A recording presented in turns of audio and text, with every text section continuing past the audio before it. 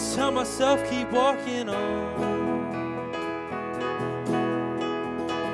Here's something up ahead, water falling like a song. An everlasting stream, your river carries me home. Let it flow, let it flow.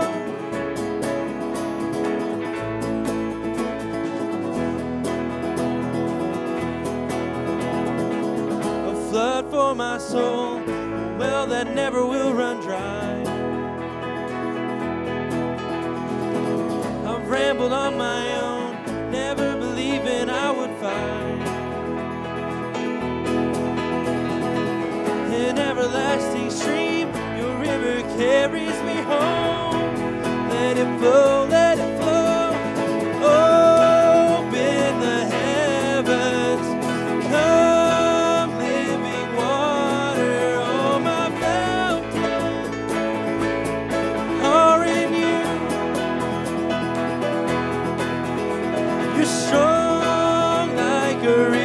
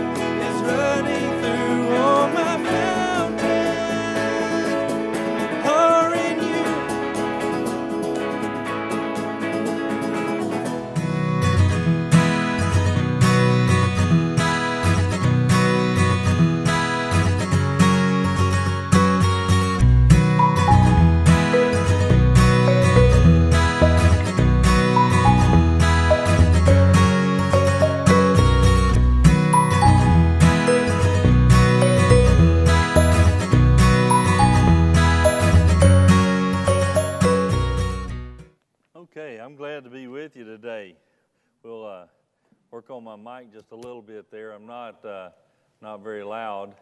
There we go. Am I better now? Okay. All right. I haven't been in much lately, so we haven't checked out my mic very much lately. I was telling Joey and Daniel I haven't been in very much to this service lately, and they reminded me that I make the schedule. So I've got to do a little better job of making the schedule, because I cherish the times that I get to come over and share and try to do so. At least once a month, if not a couple of times each month. But the way it's kind of worked out lately with schedules and different kinds of things going on, I've not been in a few weeks. So I'm excited to be able to share with you today. Psalm 46, if you would. We've been doing Songs for the Heart in the month of February. We're going to do one more. Next week we're going to do the 23rd Psalm. I know that next week is March 1, but it kind of feels like February 30. You never get a February 30, do you? But it kind of feels like that. So we're going to wrap up with the 23rd Psalm next Sunday, and then we're going to move over into preaching and teaching through the Gospel of John. And we'll be in the Gospel of John for several weeks after that. All right, Psalm 46. Psalms is a book of trouble. The word trouble and troubles are talked about over and over in the book of Psalms. They sing about their troubles. Still today, how many songs do you hear today that are songs about some kind of troubles, right? We still love to sing about troubles and things that go on in life. And trouble is used over and over again, and it teaches that trouble is no respecter of persons. In fact, 1 Corinthians chapter 10 and verse 13 says that temptation is common to all. All of us will know a certain amount of temptation in life. We'll know a certain amount of trouble in life. In 1 Peter chapter 4 and verse 12, Peter said like this. He said, "Do not think it strange concerning the fiery trial that is to try you." He went on to say, don't think something odd or strange has happened to you. No, because we're all going to experience a certain amount of trouble in life. Now, Psalm 46 talks about really three kinds of trouble. I suppose that we could work together and come up with more than three kinds of trouble, but Psalm 46 really deals with three kinds of trouble. Sudden calamities, things that come upon you suddenly. I was thinking when I thought about sudden calamities and things that happen suddenly, I was thinking about Simon, who was compelled to carry the cross of Christ. Remember that? He didn't plan on carrying the cross that day. He had no plans of bearing the cross of Christ, but suddenly he was thrown into the midst of everything, bear his cross. Things that come upon us suddenly, sometimes they creep upon us, but sometimes in life they leap upon us. So sudden calamities. He talks about in here troubles from nature, different kind of natural disasters and things that may take place. And then, of course, war. War. And we all know about war, and the Bible says that we live in a day when there will be wars and rumors of wars. So they were suffering from war as well. So many times he talks about sudden calamities, troubles of nature, and war. Now, there are a couple of things we need to know about this psalm. First of all, it was designed and written to be sung by a massive choir. I don't know how massive the choir is going to be in heaven, but I assume a massive, massive, massive, massive choir in heaven. Millions and millions of voices, we're told, will be in the choir of heaven singing. And so this is about the massive choir. It's designed to be sung by a massive choir. It also has three selahs. Let me read the first three verses. God is our refuge and strength, a very present help in trouble. Therefore we will not fear, even though the earth be removed, and although the mountains be carried to the midst of the sea, though its waters roar and be troubled, though the mountains shake with its swelling. Look at the end of that verse. Most of your Bibles will have the word Selah. Do you see that word Selah? Now, it has three Selahs, and the word Selah means to pause and think. That's not a bad idea, is it? To learn to pause and think. It means that we are to meditate on what has been said. So as you go through these first three verses, the psalmist said, I want you to stop and think about what has just been said. As he goes on through, you'll see two other times he's saying stop and think about what has just been said. Or if you were singing along with this psalm, you would sing along a little bit and stop and meditate on what has just been said. So in these first three verses, he says, God is our refuge and strength, a very present help in trouble. The first thing is this: God is our refuge. Mark it down. God is our refuge. He's going all the way back through the history of Israel. As he wrote this psalm, and as the people thought about this psalm, it would go back to the days of Noah and the days of Moses and Daniel and David and Gideon, and how God delivered all of these leaders. He's saying that it would be foolish to say anything else is our refuge other than God himself. It would be foolish if we were to think of money as being our refuge. If we were to think of education as being our refuge. If we were to think of our health as being our refuge. If we were to think of friends as being our refuge. Now, all these things are good. It's wonderful to, if you have money, that's a wonderful thing. If you can get all the education you can get, I'm all for that. Get your education. That's a wonderful thing. Health, as long as you can keep it, do everything you can possibly to keep your health just as the best you can keep it. And friends are wonderful to have. All those things are wonderful, but these things will not be your survival. As you survive in life, it will not simply be because of money and education and health and friends. You may or may not have any of those. Those things can come and they can go. He's saying God is our refuge and our strength. And there are three very, very important words. He says refuge. Refuge is a warrior term. These people knew about war. They knew about battles. So refuge is a warrior term, and he's saying his refuge was alive and not only protected him, but also fought for him. What he's saying, God is our refuge and strength. He's saying we have a refuge that is a living refuge who protects us and also fights for us. We need that. We need one who will go to battle and fight the world, the flesh, and the devil for us. This is what God does. God will fight against our enemies. He said he's present. That means that God is now. It's wrong to think of God in only terms of the past. It's wrong to think of God only in terms of days gone by. He said God is our refuge. He is one who protects us. He is one who fights for us. And He is present in the now, today. What He did for Moses, what He did for David, what He did for Gideon is exactly what He'll do for you. What He has done in years past is exactly what He's going to do today because He is present in the now. He is a living refuge, protecting us, fighting for us, and He's doing it today. Then He used the word trouble. The word trouble means emergencies, things that come upon us suddenly, things that come upon us overnight. I could stand here all day and tell you the stories of things that have come upon people overnight, things that have come upon people suddenly. In 35 years of being a pastor, I've seen it over and over and over again, things that leap upon people when they're not planning on those things. That's what he means by trouble. And he's saying God is our living refuge, protecting us, fighting for us now in the time of trouble, in the time of emergency. It really means restricted or tied up. Trouble means restricted or tied up. In other words, you don't know what to do. Have you ever had those times when you had something come upon you and you didn't know what to do?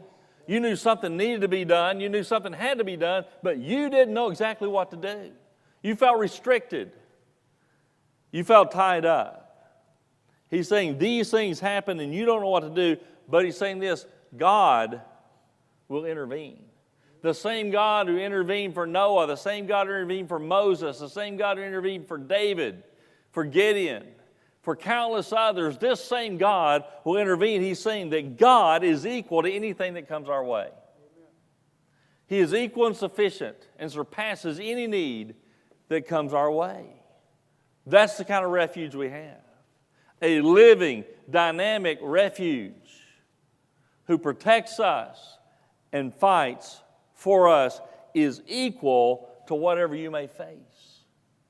We don't know what's going to come our way. We don't know what trouble we will find suddenly.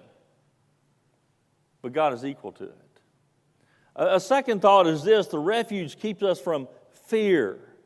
Keeps us from fear. Look at verse 2 and verse 3. Therefore we will not fear. Now look at the example. Even though the earth be removed, and the mountains may be carried into the midst of the sea, though its waters roar and be troubled, though the mountains shake with its swelling. And he said, stop and think about that. What's the purpose of Psalm 46? The purpose of Psalm 46 is to deliver us from fear, from an abnormal fear of life, an abnormal fear of facing the day, an abnormal fear of what might come our way. Though the earth be removed and the mountains be carried into the midst of the sea, we will not fear. You know, we have many fears in the world today. A lot of things we might fear. He's talking here really about natural disasters. that might take place. But it might not be a natural disaster. It might be war. It might be something sudden that happens to us. It might be fear of some kind of disease. Everybody's kind of afraid right now of this virus from China. Kind of worked up and stirred up about that. It might be some kind of depression or on and on. Things that we might be afraid of. This psalm is saying simply this: I'm not afraid because God is my refuge and my strength. I'm not facing this simply in the flesh. I'm not facing this simply in my own strength. God is my refuge and my strength. I am not afraid because whatever is out there in my future, the refuge, God, is sufficient to exceed the need. Whatever it is. I don't know what it is, but the refuge is sufficient for the day. He's really saying, imagine the worst thing. Though the earth be removed, the mountains carried in the midst of the sea, the waters roar and be troubled, though the mountains shake with its swelling. What is the worst natural disaster that could happen? You know, what natural disasters do we tend to have in Oklahoma? We tend to have these tornadoes, right? I mean, they usually occur through the spring and early summer, but, in Oklahoma, we can spin one up any day. Any day of the year, we can spin up a tornado. Earthquakes. Large natural disasters, on the coast, they tend to have hurricanes. They bring a lot of destruction, sometimes death. I can think back during my lifetime that, some of the great earthquakes of California. I remember when Mount St. Helens erupted and blew the top off the mountain. Natural disasters, things that happen throughout the world. He's saying, God's sufficient for what might happen in those. But also, what would you consider, if you had to stop and think and meditate, what would you consider to be the worst thing that could happen to you or your family? Now, those are not good thoughts. I don't like to think those thoughts. But what is the worst thing that could happen to your family? He's saying the only way you would survive that thought is that God must be your refuge and strength. Nothing else will do. There's not anything else in this world that will suffice. Not anything else in this world that would be sufficient. But whatever that worst thing is that can happen either naturally in the world or to happen to you personally, the only way you get through it, the only way you survive it, is that God is your living refuge who protects you and fights for you. He's present in the now and He's sufficient to cover all trouble. Amen. That's the way we survive. That's the way we take on the day without fear. That's the way we're encouraged. That's the way we're emboldened to live our lives and carry the gospel of Jesus Christ into this world, that God is our refuge. Look at verse 4 and verse 5. There's a river whose streams shall make glad the city of God, the holy place of the tabernacle of the Most High. God is in the midst of her. She shall not be moved. God shall help her just at the break of dawn. Now this river, we have lots of rivers, but this river refers to a river in heaven. It's a river in heaven. And he is reminding us that the worst thing that could happen to us can only affect us down here. That greatest thing, that worst thing that can happen to us can only affect us here. In other words, if you settle your faith up there, then you will settle anything that could happen down here. Amen. That's a good point to stop and think. If the faith is settled up there,